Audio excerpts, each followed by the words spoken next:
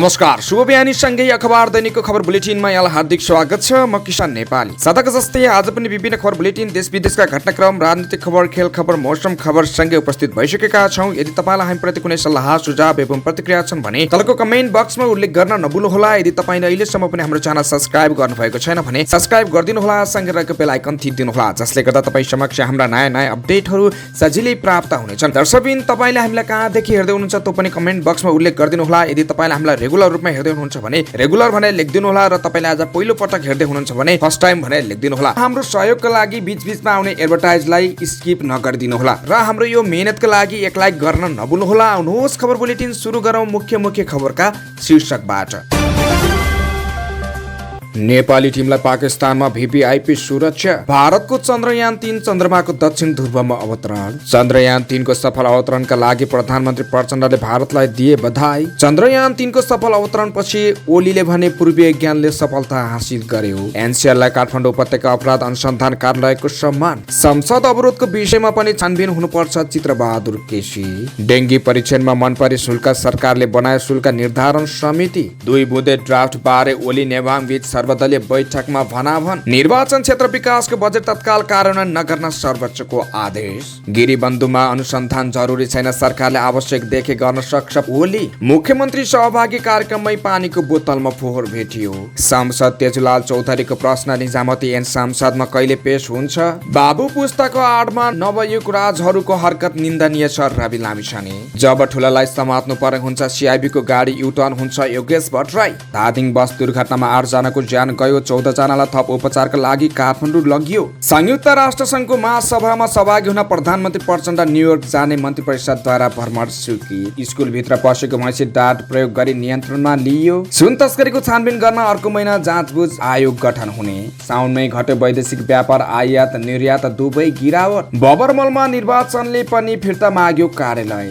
वीर अस्पतालका निर्देशकले कर्मचारी माथि गरेको दुर्व्यवहार प्रति आपत्ति। भारतले कर लगाएपछि प्याजको आयात रोकियो, रित्ते कालोमाटीका गोदाम। तालाबन्दीले सुदूरपश्चिम विश्वविद्यालयको कामकाजमा प्रभावित। गायक स्वर्गीय जेबी टुहुरेलाई जनगायकको उपाधि प्रदान। एनओसी नलिइकन भारतीय सीमा नाकाका शिक्षालयमा नर्सिङ पढ्न गए मान्यता नपाउने। रकम अभावले सहितको सम्झनामा निर्माणाधीन पुस्तकालय अल्पत्र। कोशीका मुख्यमन्त्रीको विश्वासको मत विरुद्ध रिट लिएर एमाले नेताहरू सर्वोच्चमा। पर्यटन मन्त्री सुदन किराँतीलाई प्रीतिशोक, प्रधानमन्त्रीबाट श्रद्धाञ्जली। भारतको मिजोरममा निर्माणाधीन पुल भत्किँदा 17 जनाको मृत्यु। बाढीले पुल भगाएपछि टेम्के मयुङका स्थानीयको जनजीवन कष्टकर। बेनी जमसम सडक खण्ड 5 दिनपछि खुल्यो। ललितपुर महानगरले जडान गर्यो चक्रपथ बाहिर स्मार्ट स्ट्रिट लाइट। 5 थरमा बलात्कार आरोपमा 1 जना पक्राउ। एन्फाको साधारण सभा भौतिक उपस्थितिमा गराउन माग। लगातार दोस्रो दिन पनि बढ्यो नेप्से हाइड्रो पावरमा लगानीकर्ताको आकर्षण। अमेरिकी राजदूत थम्सन र राष्ट्रिय स्वतन्त्र पार्टीका सभापति रवि लामिछाने बीच भेटवार्ता।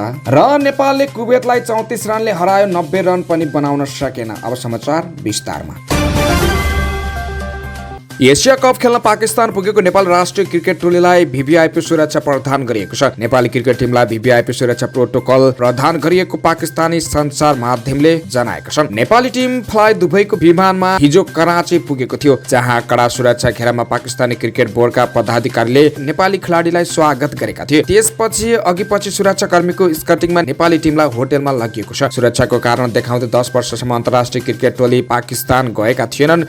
सन् 2009 मा श्रीलङ्काली क्रिकेट टिम माथि पाकिस्तानमा आतंककारी आक्रमण भएको थियो। त्यसको झन्डै 10 वर्षसम्म प्रतिस्पर्धी टिमले भ्रमण गर्न नमानेपछि पाकिस्तानले घरेलु मैदानमा खेल्न पाएको थिएन। सन् 2009 पछि एकैपटक सन् 2019 मा मात्र श्रीलङ्काले पाकिस्तान भ्रमण गरेको थियो। त्यसपछि मात्र अरू देशले पाकिस्तान गरेर खेल्न थालेको छन्। यो वर्षको सुरुमा न्युजिल्यान्डको आतिथ्यता गरेको पाकिस्तानले अहिले घरेलु मैदानमा अफगानिस्तानसँग श्रृङ्खला खेलिरहेको छ। कराची पुगेको नेपालले कडा सुरक्षा घेरामा रहेर एकसाथ अभ्यास गर्नेछ। यस क्रममा नेपाल स्थानीय टिमसँग अभ्यास खेल खेल्ने तालिका छ।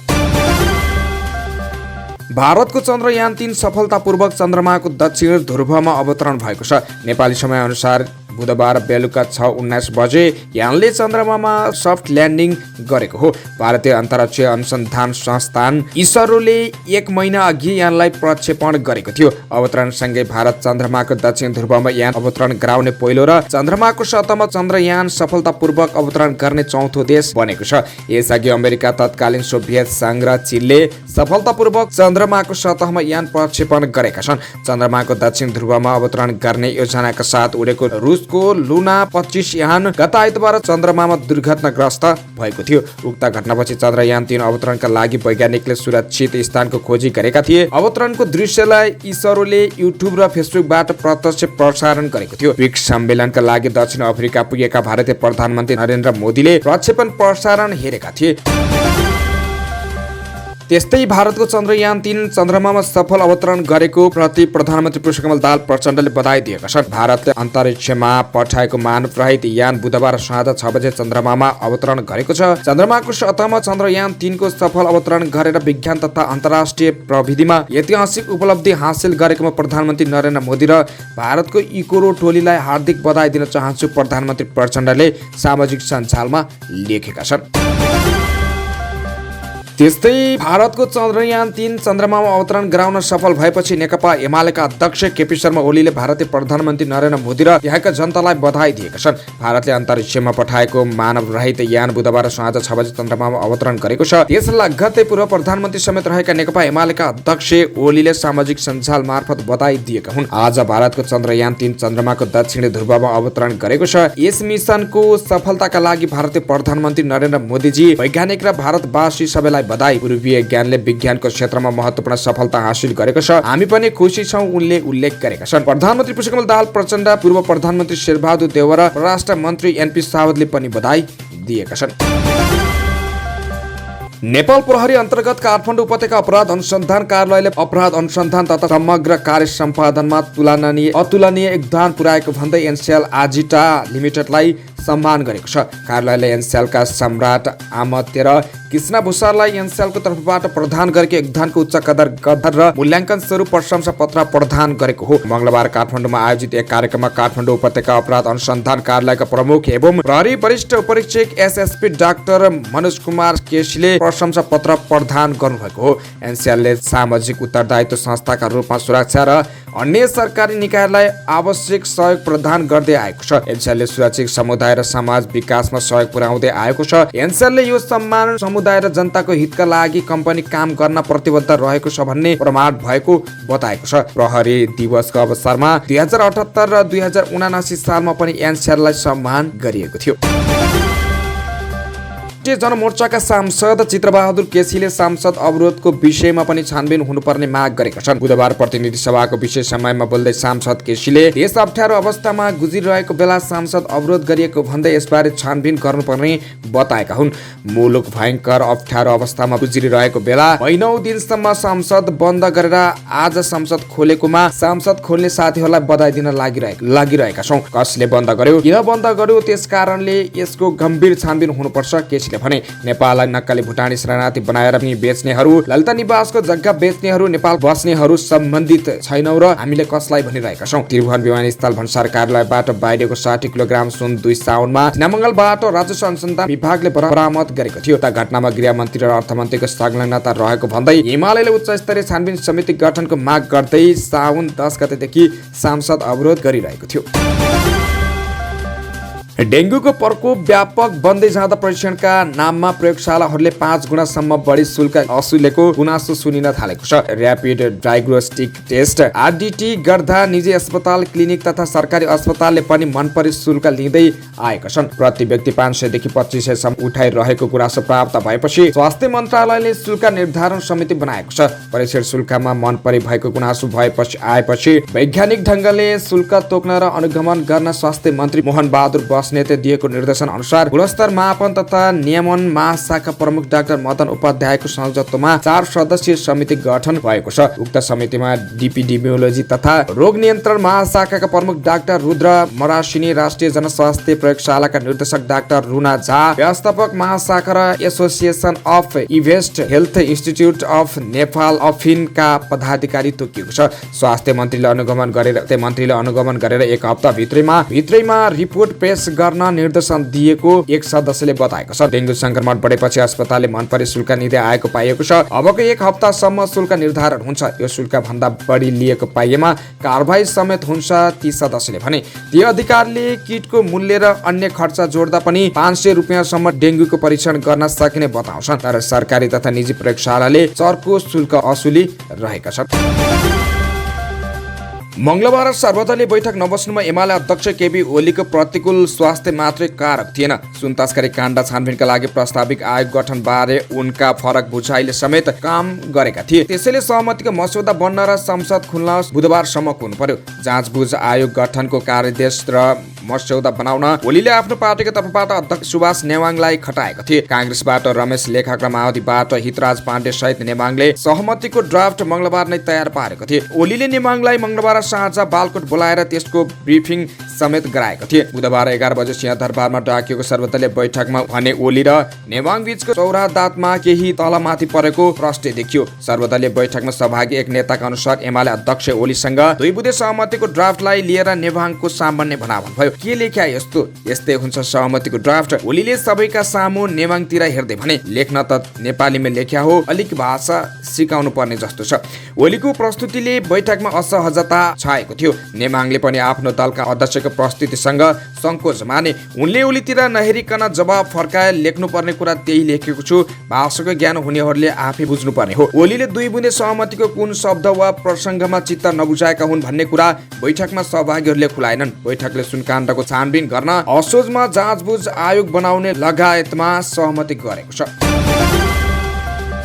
सर्वोच्च अदालतले आर्थिक वर्ष 2080-81 को बजेट वक्तव्यमा उल्लेखित संसदीय क्षेत्र पूर्वाधार विकास कार्यक्रमको बजेट खर्च नगर्न अन्तरिम आदेश दिएको छ। बुधबार प्रधान न्यायाधीश विश्वम्भर प्रसाद श्रेष्ठ, न्यायाधीशहरू ईश्वर प्रसाद खतिवडा, डाक्टर आनन्दमोहन भट्टराई, अनिल कुमार सिंह र प्रकाशमान सिंह राउतको संवैधानिक इजलासले बजेट वक्तव्यको बुँदा नम्बर 445 र विनियोजन ऐनमा भएको संसदीय क्षेत्र पूर्वाधार विकास कार्यक्रम सम्बन्धी व्यवस्था र ती व्यवस्थाका लागि छुट्याइएको रकम तत्काल खर्च नगराउन अन्तरिम आदेश दिएको हो। अर्थमन्त्री डाक्टर प्रकाश शरण महतले 15 जेठमा संघीय संसदमा पेश गरेको बजेट वक्तव्यको बुँदा नम्बर 445 मा प्रतिनिधि सभाको प्रत्यक्ष प्रत्येक निर्वाचन क्षेत्रमा संसदको योजनामा 5 करोड रुपियाँ बजेट खर्च गर्ने बजेट विनियोजन गरिएको उल्लेख छ। अधिवक्ता त्रिलोक बहादुर चन्द समेतले यसरी निर्वाचन क्षेत्रमा बजेट छुट्याउनु संविधान र कानुन विपरीत हुने भन्दै सर्वोच्चमा रिट दिएका थिए। सोही रिटको सुनवाई गर्दै संवैधानिक इजलासले यस्तो आदेश दिएको हो।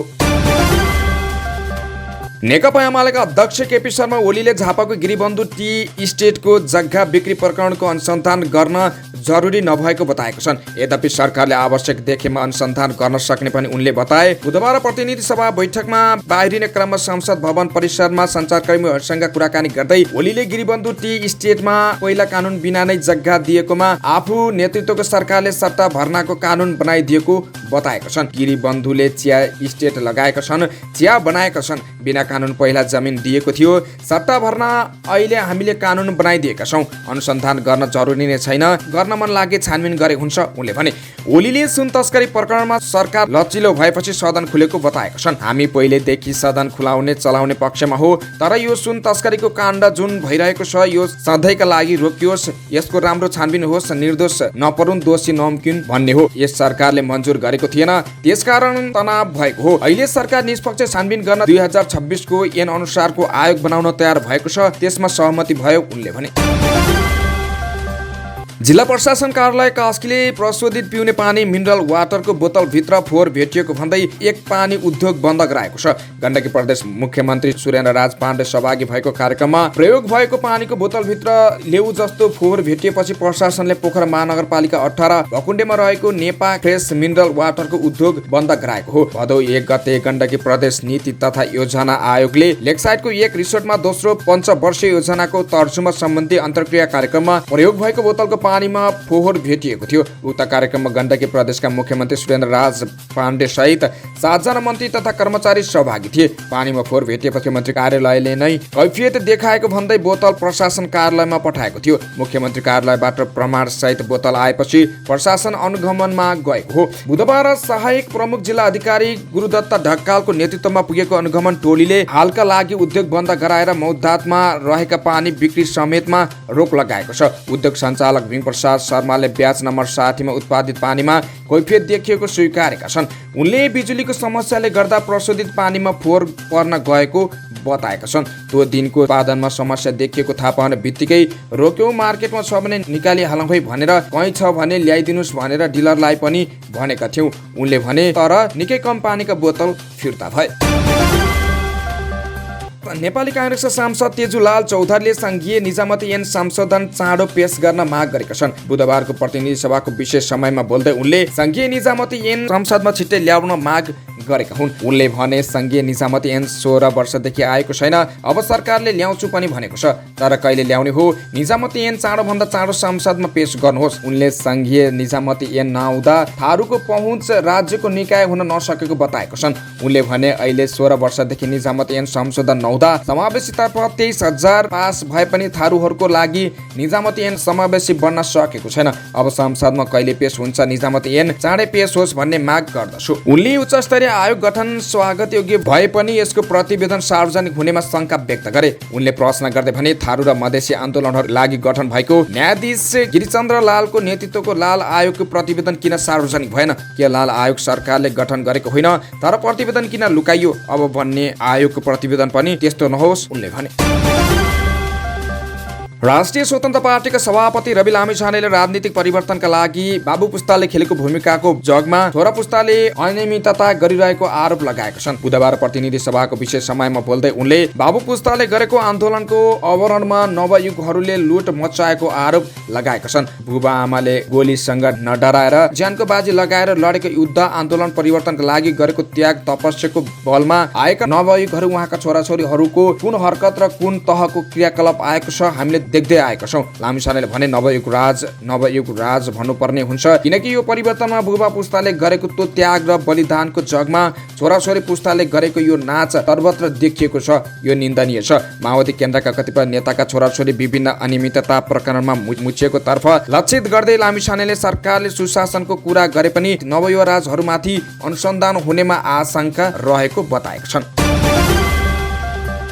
नेकपा एमालेका सचिव योगेश भट्टराईले ललिता निवास जग्गा प्रकरण र सुन तस्करी प्रकरणमा प्रहरीको केन्द्रीय अनुसन्धान ब्युरो सिआइबीलाई स्वतन्त्रतापूर्वक काम गर्न नै नदिएको बताएको छन्। बुधबार प्रतिनिधि सभा बैठकको विशेष समयमा बोल्दै उनले सिआइबी लगायत राज्यका सबै निकायप्रति एमालेले अविश्वास नगर्ने तर सरकारले ठिक ढङ्गले काम गर्न नदिएको आरोप लगाएका छन्। ललिता निवासमा सिआइबीको गाडी ठिक ठाउँमा पुगिरहेको हुन्छ, जब ठुलाहरूलाई समात्नु पर्ने हुन्छ तब गाडी मोडिन्छ वा युटर्न हुन्छ, हामीलाई धक्का पर्यो। भट्टराईले भने इलेक्ट्रिक सिगरेटको सञ्चार माध्यममा कुराकानीहरू आए, सिआइबीले ठिकै छानबिन गर्ला भनेको, तर केही उच्च पदस्थ नेताको नाम आएपछि सिआइबीको गाडी ब्रेक लाग्यो, हामीलाई झक्का पर्यो। नक्कली भुटानी शरणार्थी प्रकरणमा निर्भक्तापूर्वक अनुसन्धान गर्ने प्रहरी अधिकृतहरू सरकारले सरुवा गर्दा आशंका पैदा भएको पनि उनले बताए। यो सुन काण्डमा पनि त्यस्तै भयो, त्यसैले हामीले भन्यौं सिआइबीलाई स्वतन्त्रपूर्वक छानबिन गर्न दिएको नै छैन। सिआइबी प्रति अविश्वास गरेको होइन, अदालत प्रति अख्तियार प्रति हामीलाई अगाध विश्वास छ। यी हामी सबैले बनाएको संस्था हुन् उनले भने। तर राजनीतिक दबावका कारण ती संस्थाहरूलाई स्वतन्त्रपूर्वक काम गर्न नदिएको भन्दै उनले सत्ता पक्षका नेताहरूले अवरोध गरिरहेको आरोप लगाएका छन्। काठमाडौँबाट पोखराका लागि छुटेको बस धादिङको त्रिशुली नदीमा खस्दा 8 जनाको ज्यान गएको छ। दुर्घटनामा 16 जना घाइते भएका छन्। दुर्घटना स्थलबाट 24 जनाको उद्धार गरिएकोमा 8 जनाको ज्यान गएको जिल्ला प्रहरी कार्यालय धादिङका प्रवक्ता एवं प्रहरी नायब उपरीक्षक डीएसपी सञ्जय सवालले जानकारी दिनुभयो। घाइते 16 जना मध्ये 14 जनालाई थप उपचारका लागि काठमाडौँ पठाइएको र 2 जनाको स्थानीय स्वास्थ्य संस्थामै उपचार भइरहेको उहाँले बताउनुभयो। ज्यान गुमाउने मध्ये 2 जना महिला र 6 जना पुरुष छन्। गाडीमा कति यात्रु थिए भन्ने खुलेको छैन। गाडीका चालक तथा सहचालकको अवस्था पनि थाहा नभएको डीएसपी जयसवालले जानकारी दिनुभयो। नेपाल सरकार मन्त्री परिषद बैठकले प्रधानमन्त्री पुष्पकमल दाहाल प्रचण्डको न्युयोर्क भ्रमणलाई स्वीकृत गरेको छ। बुधबार बसेको मन्त्री परिषद बैठकले संयुक्त राष्ट्र संघको महासभामा भाग लिन न्युयोर्क जान लागेका प्रधानमन्त्री पुष्पकमल दाहाल प्रचण्डलाई स्वीकृति प्रदान गरेको सरकारी प्रवक्ता तथा सञ्चार तथा सूचना प्रविधि मन्त्री रेखा शर्माले जानकारी दिन्। यो निर्णय सँगै प्रधानमन्त्री प्रचण्ड नेपाल प्रतिनिधि मण्डलको नेतृत्व गर्दा न्युयोर्क जान बाटो खुलेको छ। यही भदौ अन्तिम साता प्रधानमन्त्री प्रचण्ड राष्ट्रसङ्घको 79औं महासभामा भाग लिन अमेरिकाको न्युयोर्क जान लागेका हुन्। सेप्टेम्बर 10 देखि अमेरिकाको न्युयोर्कमा महासभा हुँदैछ।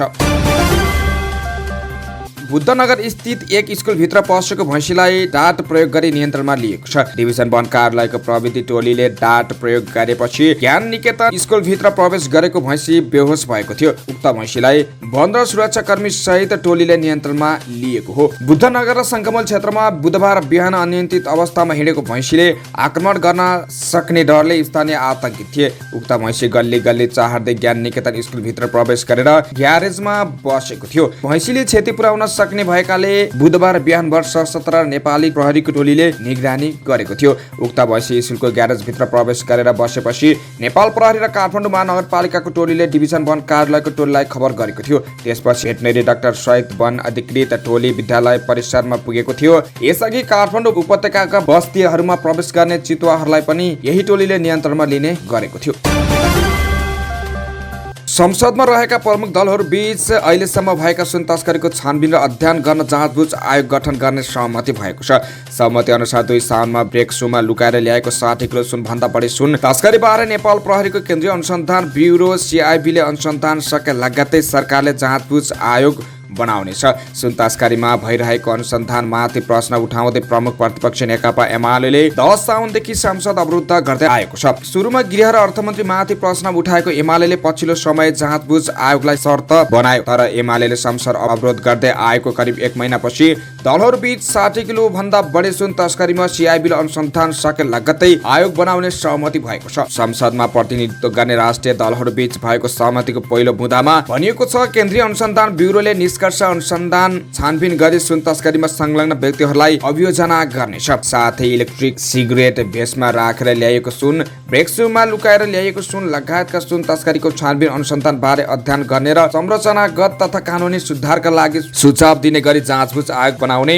सहमति पनि भएको छ। सहमतिमा भनिएको छ जाँचबुझ आयोग ऐन 2026 बमोजिम 2080 6 महिना 5 गते नेपाल सरकारले आयोग गठन गरी त्यसै दिनदेखि आयोगले कार्य प्रारम्भ गर्नेछ। एमाले प्रमुख सचेतक पदम गिरीले 2 साउनमा बरामद भएको सुनबारे CIB ले अनुसन्धान सकेर मुद्दा अघि बढाए लगत्तै आयोग बनाउने सहमति भएको बताएको छ। चालु आर्थिक वर्ष आवत 2080-81 को पहिलो महिनामै वैदेशिक व्यापारमा गिरावट आएको छ। भन्सार विभाग अनुसार साउनमा 1 खर्ब 29 अर्ब 23 करोडको वस्तु आयात भएको छ। यो गत आवकको यसै महिनाको तुलनामा 1.56% कम हो। गत वर्ष साउनमा 1 खर्ब 31 अर्ब रुपियाँको वस्तु आयात भएको थियो। यही महिनामा निर्यात 8.65% को गिरावट आएर 13 अर्ब 52 करोड रुपियाँमा सीमित भएको छ। अघिल्लो आवकको पहिलो महिनामा 14 अर्ब 80 करोड रुपियाँको निर्यात भएको थियो।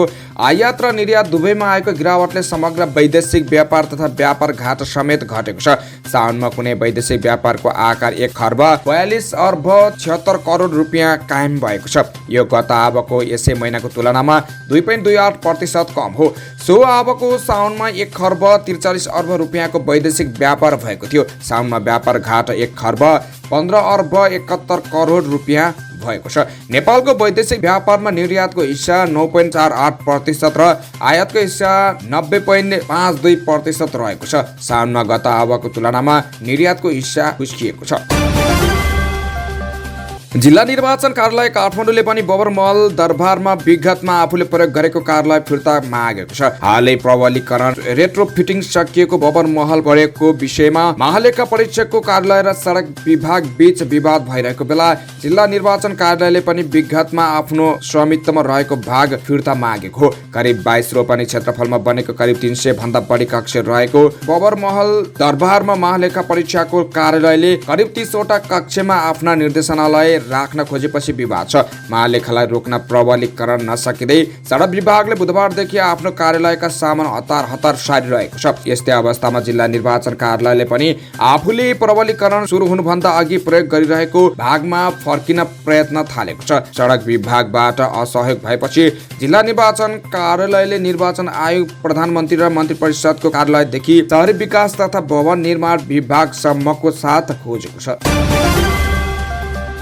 चिकित्सा विज्ञान राष्ट्रिय प्रतिष्ठान वीर अस्पतालका निर्देशक डाक्टर सन्तोष पौडेलले रेडियोलोजी विभागमा कार्यरत रेडियोग्राफी निरीक्षक द्वारिका यादवमाथि गरेको दुर्व्यवहार विरुद्ध कर्मचारीले विरोध जनाएको छन्। निर्देशक पौडेलमाथि कारबाहीको माग गर्दै मधेस स्वास्थ्य कर्मी forum Nepal, Nepal radiological society, Nepal Madhesi निजामती कर्मचारी मञ्च लगायतले विज्ञप्ति जारी गरेका छन्। साउन 32 गते निर्देशक पौडेलले वीर अस्पतालको सिटी स्क्यान कार्यकक्ष नजिकै आफूमाथि हातपात गरी अपशब्द प्रयोग गरेको दाबी द्वारिका यादवले गरेका छन्। ड्युटीको समयमा बिरामीलाई अस्पतालको फार्मेसीमा उपलब्ध नरहेको अल्ट्राभिट 370 mg बाहिरबाट किनेर ल्याउन भनेको न्युमा निर्देशक पौडेलले आफूलाई गाली गलौज गर्नुको साथै बिरामीकै अगाडि हातपात गरेको यादवको आरोप छ। निर्देशक पौडेलमाथि प्रधानमन्त्री कार्यालय, स्वास्थ्य मन्त्रालय, काठमाडौँ जिल्ला प्रशासन कार्यालय, मधेसी आयोग लगायतका ठाउँमा समेत उजुरी गरेको बताउँदै उनले हालसम्म सम्बन्धित निकायबाट व्यवस्था गरिएको बताएका छन्। तर निर्देशक पौडेलले आफू द्वारिका माथि कुनै प्रकारको दुर्व्यवहार तथा हातपात नगरेको दाबी गरेका छन्। भारतले प्याज निर्यातमा 40% महसुल लगाएपछि व्यापारीले प्याज आयात रोकेका छन्। आयात रोकेपछि कालीमाटी लगायतका मुख्य बजारमा प्याज अभाव भएको छ। भदौ 11 गते भारतले आफ्नो मुलुकबाट निर्यात हुने प्याजमा 40% भन्सार महसुल लगाउने निर्णय गरेको थियो। त्यस यता शनिबार र आइतबार प्याजको छिटपुट मात्रै कारोबार भए पनि सोमबारदेखि भने आयात र बिक्री नै ठप्प भएको कालीमाटी फलफुल तथा तरकारी बजार विकास समितिले जनाएको छ। बजारमा भएका सबै पसलमा प्याज सकिएको बजार विकास समितिका सूचना अधिकारी विनय श्रेष्ठले बताएका छन्। बजारमा 80 वटा आलु प्याजका पसल छन्। श्रेष्ठले भने सबै पसलमा प्याज सकिएको छ। प्याज नभएपछि मूल्य तोक्ने कुरै भएन। कालीमाटी र काठमाडौँलाई आधार बनाएर आलु प्याजको कारोबार गर्ने व्यापारीहरूले भने भारतले निर्यात कर लगाएपछि उत्तिकै व्यापारीहरूले प्याजको बिक्री गरेको दाबी गरेका छन्। 81 आएको नीतिका कारण उनीहरू अन्यलमा हुँदा निर्यातकर्ताहरूले प्याज नै नपठाएको आलु प्याज व्यवसायी संघका महासचिव प्रकाश गजुरेलले बताएका छन्। सुदूरपश्चिम विश्वविद्यालयको केन्द्रीय कार्यालय 38 दिनदेखि बन्द छ भने परीक्षा नियन्त्रण र तह नियन्त्रकको कार्यालयमा 22 दिनदेखि तालाबन्दी छ। केन्द्रीय कार्यालयमा रापरपा निकट राष्ट्रिय प्रजातान्त्रिक विद्यार्थी संगठनले पदाधिकारी र प्राध्यापक नियुक्तिमा राजनीतिक भागभण्डा अन्त्य गर्नुपर्ने माग राख्दै तालाबन्दी गरेको हो। नेकपा एकीकृत समाजवादीको विद्यार्थी संगठन अनरा सोभिले पनि समाजशास्त्रको 6औं सेमिस्टरको परीक्षामा गत वर्षकै प्रश्नपत्र हुबहु दोहोरिएको र भागभण्डामा गरिएका नियुक्ति खारेजीको माग गर्दै तालाबन्दी गरेको हो। 38 दिनदेखिको तालाबन्दीले विश्वविद्यालयका कामकाज प्रभावित भएका छन्। विश्वविद्यालयको कार्यकारी परिषदद्वारा विभिन्न आङ्गिक क्याम्पस तथा केन्द्रीय विभागमा रिक्त रहेको क्याम्पस प्रमुख र विभाग प्रमुखको विषयलाई लिएर विद्यार्थी संगठनले तालाबन्दी गरेको विद्यालय प्रशासनले जनाएको छ। एमाले निकट अनेरा सोभिले सहमतिमा ताला खोले पनि अरू विद्यार्थी संगठनको ताला हालसम्म खोल्न नसकेको विश्वविद्यालयका सूचना अधिकारी सन्तोष विष्टले जानकारी दिएका छन्।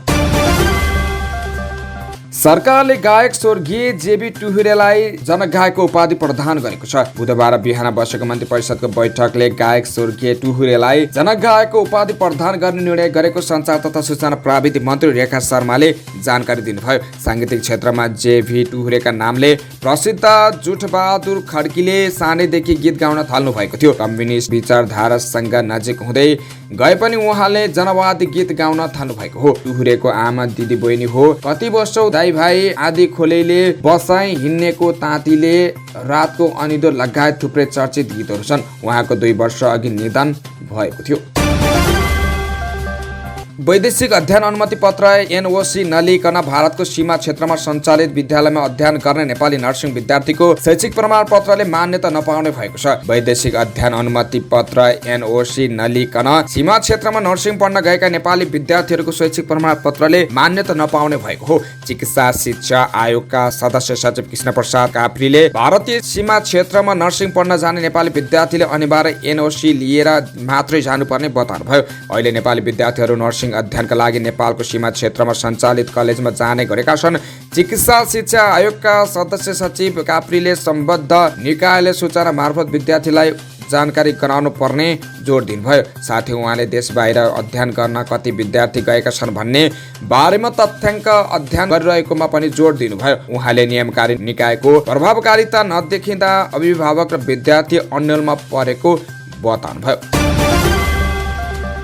कर्णाली सरकारले आफ्नो स्थापना दिवस मनाइरहँदा संघीयताका लागि बलिदानी दिने शहीदलाई त्यहाँका राजनैतिक दल र सरकारवाला निकायहरूले बिर्सन थालेका छन्। संघीय संरचना स्थापनार्थ बलिदानी दिएका हरिबहादुर कुँवरको सम्झनामा निर्माणाधीन पुस्तकालयको भवन रकम अभावमा अल्पत्र परेको छ। शहीद हरिबहादुर कुँवर कर्णाली प्रतिष्ठानका सचिव धनबहादुर रोकाएका अनुसार कर्णाली प्रदेश सरकारको सहयोगमा 40 लाख रुपियाँमा 2 किस्तामा पुस्तकालयको काम भएको छ। तर पछिल्लो समयमा रकम व्यवस्थापन नहुँदा भवन निर्माण हुन नसकेको उहाँ बताउनुहुन्छ। उहाँ भन्नुहुन्छ, कामकाज बजेट पनि के भयो थाहा भएन। तातोपानी गाउँपालिका 3 साबिक ताम्ली गाविस 1 निवासी कुँवरको जन्मघर सर्मीमा निर्माणाधीन अवस्थामा रहेको पुस्तकालय अल्पत्र अवस्थामा परेको छ।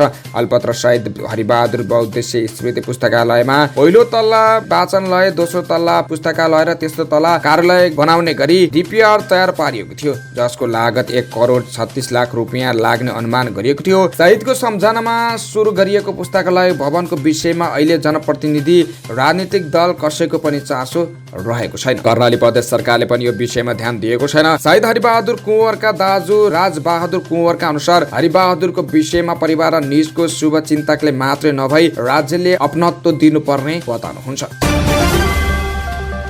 कोशी प्रदेशका मुख्यमन्त्री उद्धव थापाले संविधान मिचेर विश्वासको मत लिएको दावी गर्दै नेकपा एमाले रिट लिएर सर्वोच्च अदालत पुगेको छ। एमाले कोशी प्रदेश संसदीय दलका नेता हिक्मत कुमार कार्की सहितका नेता बुधबार सर्वोच्च अदालत पुगेका हुन्। सोमबार मुख्यमन्त्री उद्धव थापाले प्रदेश सभाको अध्यक्षता गरिरहेका इस्रायल मुन्सरी मत पनि लिएर विश्वासको मत पाएका थिए। विश्वासको मत लिँदा संविधानको उल्लङ्घन भएको दावी सहित रिट लिएर सर्वोच्च पुगेको एमाले संसदीय दलका प्रमुख सचेतक रेवती रमण भण्डारीले बताएका छन्। जबरजस्ती विश्वासको मत पाएको घोषणा गरेकाले प्रदेश सभा नियमावली र संविधानको व्यवस्थालाई विपरीत भएको दावी रिटमा गरिएको छ। भदौ 4 गते दिउँसो 1 बजे प्रतिनिधि सभा बैठक बोलाएर उपसभामुख सिर्जना दुनुवा स्वास्थ्यको कारण देखाउँदै सोही दिन काठमाडौँ गएपछि प्रदेश सभा बैठक अध्यक्ष मण्डलका सदस्य कांग्रेसका प्रदेश सभा सदस्य इस्रायल मन्सुरीले सञ्चालन गरेका थिए। मुख्यमन्त्रीको विश्वासको मत सम्बन्धी प्रस्तावमा मत विभाजन पछि दिएको मत सच्याउने समयमा मन्सुरले सभा अध्यक्षको आसनमा माओवादी प्रदेश सभा सदस्य गीता तिमल सिन्हालाई बोलाएर मतदान गर्न गएका थिए। सांस्कृतिक पर्यटन तथा नागरिक उड्डयन मन्त्री सुदन किराँतीलाई प्रीति शोक परेको छ। मन्त्री किराँतीका बुबा हर्कबहादुर राईको बुधबार बिहान काठमाडौँ वीर अस्पतालमा निधन भएको निजी सचिव डाक्टर डिजन भट्टराईले जानकारी दिए। उनी लामो समयदेखि प्यारालाइसिस सम्बन्धी समस्याबाट पीडित थिए। उनकी आमाको यसअघि नै निधन भइसकेको छ।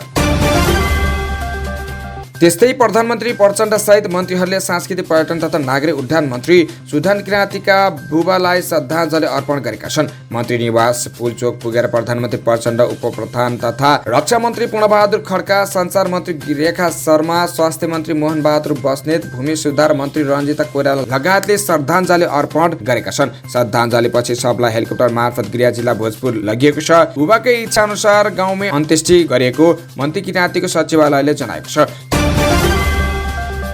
भारतको पूर्वोत्तर राज्य मेजरमममा निर्माणाधीन रेलवे पुल भत्किँदा 17 जनाको मृत्यु भएको छ। मेजरममका मुख्यमन्त्री जोरामथाङ्गाले दुर्घटनाबारे जानकारी दिँदै कम्तीमा पनि 17 जनाको मृत्यु भएको बताएका छन्। भत्किएको पुलको भग्नावशेषमा अझै धेरै पुर्याएको हुन सक्ने आशंका गरिएको भारतीय सञ्चार माध्यमले जानकारी दिएका छन्। मेजरममका प्रहरी अधिकारीका अनुसार पुल भत्किने बेलामा त्यहाँ 35 देखि 40 जनासम्म कर्मचारी मजदुर कार्यरत थिए।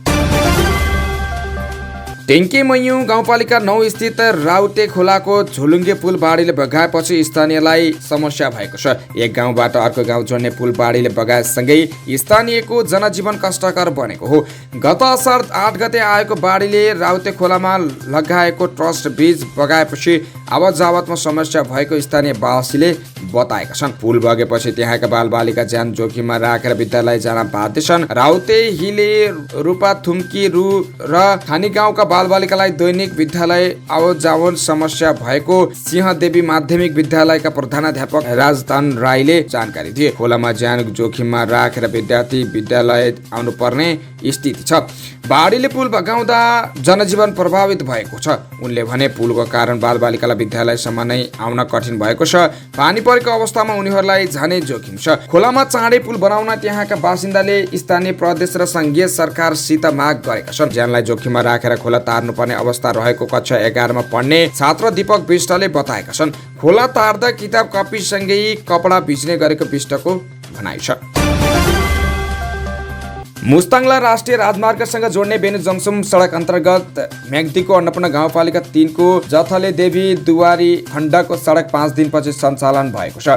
अन्नपूर्ण गाउँपालिकाको जलथले गुइठे सुकेबार खामभित्ता लगायतका क्षेत्रमा अविरल वर्षसँगै 50 भन्दा बढी गाउँमा खसेको पहिरोको कारण 76 किलोमिटर दूरीको बेनी जमसुम सडक खण्डमा शनिबारदेखि सिधा यातायात सञ्चालन हुन सकेको थिएन। बेनी जमसुम कोरोला सडक आयोजनाका प्रमुख जगत प्रजापतिले पहिरो पञ्चाएर बुधबार बिहान सडक खुलाइएको जानकारी दिए। कालीगण्डकीको कटान, कमजोर भौगोलिक पानीको उचित व्यवस्थापन नहुनु र शाखा सडकका कारण सिर्जना भएको पहिरोले जलथले दुवानी खण्डको सडक छेदविच्छेद भएको छ। उनले भने 4 डोजर म लगायत आयोजनाका इन्जिनियर र प्रविधिकहरूको टोली 5 दिनदेखि खटेर सडक खुलाएका छौँ। सडक खुलेपछि जलथले र दाना क्षेत्रमा रोकिएका सवारी साधनहरू गन्तव्यतर्फ लागेका छन्। सडक अवरुद्ध भएपछि दानादेखि नारच्याङको कापरसम्म इलाम्बे सडकमा कष्टपूर्ण पैदल यात्रा गर्न बाध्य भएका थिए। सडक मर्मतका क्रममा गुइठेको भिरबाट खसेको ढुङ्गाले चोट लागेर सडक विभाग डिभिजन अपरेटर नारायण गिरी र सवारी चालक सुभाष कुमाल घाइते भएको आयोजना प्रमुख प्रजापतिले जानकारी दिएका छन्। ललितपुर महानगरपालिकाले चक्रपथ बाहिर पनि स्मार्ट स्ट्रिट लाइट जडान गरेको छ। ललितपुर महानगरको सानो कोठी, धापाखेल, भैँसीपाटी, सानो कोठी, बागमती, खोकना क्षेत्रमा स्मार्ट लाइट जडान गर्ने काम सम्पन्न गरेको हो। त्यस्तै ललितपुर महानगरको वडा नम्बर 28 र 29 मा बत्ती जडानको काम सुरु भएको छैन। केही साताभित्र नै बत्ती बाल्ने गरी जडान सुरु भएको महानगरले जनाएको छ। चक्रपथ बाहिरका वडाहरूमा 1400 बत्ती जडान गरिएको नगर प्रमुख चिरी बाबु महर्जनले जानकारी दिए। ललितपुर महानगरलाई उज्यालो सहर बनाउने अभियान अन्तर्गत स्मार्ट सडक बत्ती जडान गरेका हौं। यो कामबाट सडक सुरक्षित समेत भएको छ, उनले भने। 5 थरको मिक्लाजुङ गाउँपालिकामा फरक क्षमता भएकी बालिका बलात्कार गरेको आरोप लागेर फरार भएका 50 वर्षीय गंगा राईलाई प्रहरीले सदरमुकाम फिदिमबाट पक्राउ गरेको छ। राईले साउन 29 गते बालिका बलात्कार गरी फरार गरेको पीडितका आफन्तले प्रहरीमा जाहेरी दिएका थिए। राईलाई मंगलबार साँझ 5 बजे सदरमुकाम फिदिमबाट पक्राउ गरी 5 थर जिल्ला अदालतबाट म्याद थप गरेर अनुसन्धान सुरु गरिएको छ। जिल्ला प्रहरी कार्यालय 5 थरका सूचना अधिकारी दिवस कुँवरले जानकारी दिनुभयो। यस्तै 5 थर प्रहरीले नागरिकता कृत्य अभियोगमा 5 थर जिल्ला अदालतबाट दोषी प्रमाणित भएपछि फरार रहेका एकजनालाई पक्राउ गरेको छ। पक्राउ पर्नेमा फिदिम नगरपालिका 14 का मेघबहादुर राई रहेको 5 थर प्रहरीले जनाएको छ। राई विरुद्ध परेको नागरिकता कृत्य अभियोगको मुद्दामा 5 थर जिल्ला अदालत 2079 भदौ 16 गते भएको सुनाई पश्चात भएको फैसलामा दोषी ठहर गर्दै 20,000 रुपियाँ जरिमाना र 1 वर्ष कैद सजाय सुनाइएको थियो। शहीद स्मारक लिग खेल्ने 22 क्लबले अखिल नेपाल फुटबल संघ एन्फाको विशेष साधारण सभा भौतिक उपस्थितिमै गराउन माग गरेका छन्। बुधबार सातोपाटा स्थित एन्फा मुख्यालयमा पुगेर ए, बी र सी डिभिजन लिगका 32 क्लबमा प्रतिनिधिले कार्यवाहक अध्यक्ष वीरबहादुर खड्का, कार्यवाहक महासचिव अरुण मान श्रेष्ठ जोशी र कोषाध्यक्ष रविन्द्र जोशीलाई संयुक्त ज्ञापन पत्र बुझाउँदै यस्तो माग गरेका हुन्। एन्फाको 11 साउनमा बसेको बैठकले भदौ 24 गते विशेष साधारण सभा गर्ने निर्णय गरेको थियो। त्यो साधारण सभा भौतिक उपस्थितिमा र विभिन्न विषयमा सहज छलफल गर्न पाउने गरी आयोजना हुनुपर्ने उनीहरूको माग छ।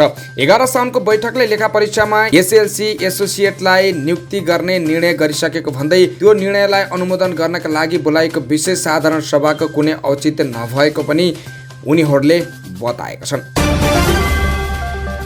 शेयर बजारमा लगातार दोस्रो दिन पनि वृद्धि भएको छ। साताको चौथो कारोबारका दिन बुधबार शेयर बजार परिसूची नेप्से 29.47 अङ्कले वृद्धि हुँदा 2045.45 को बिन्दुमा बन्द भएको छ। मंगलबारको तुलनामा नेप्से परिसूची 1.46% वृद्धि भएको हो। गत सोमबार 2 महिनापछि 2000 को बिन्दुबाट झरेको नेप्से मंगलबार र बुधबार लगातार 2 कारोबारका दिन बढेको हो। मौद्रिक नीतिपछि निराश लगानी कर 1 भदौदेखि लागू हुने गरी निक्षेपको ब्याज दर बढ्दा थप निराश भएका थिए, जसले गर्दा मौद्रिक नीति सार्वजनिक भएको।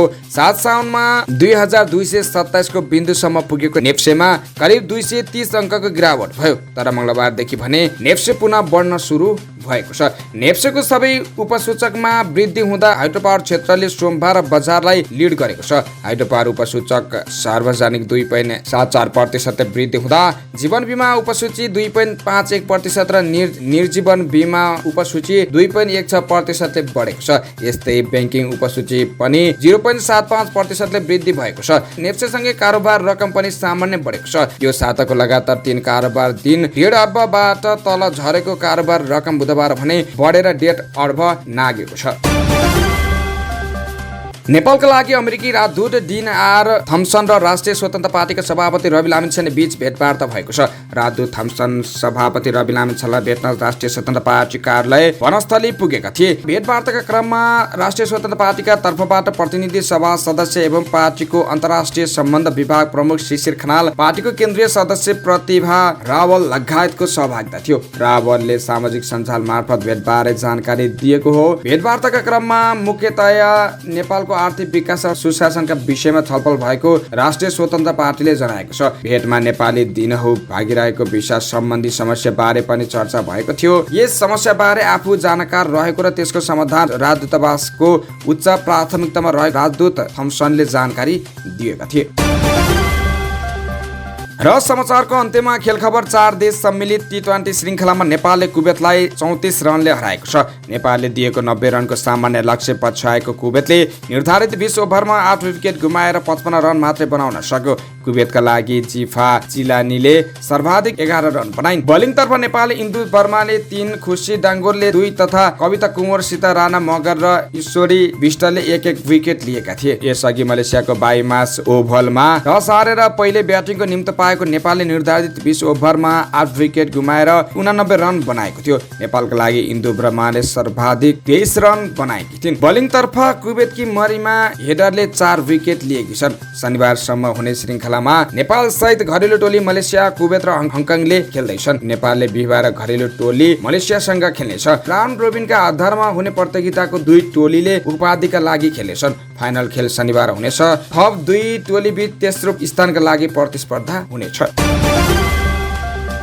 अवस्था यिनै खबरसँगै आजलाई अखबार दैनिक सकियो। बिदा हुन्छौँ। नमस्कार। हेर्दै रहनुहोला अखबार दैनिक।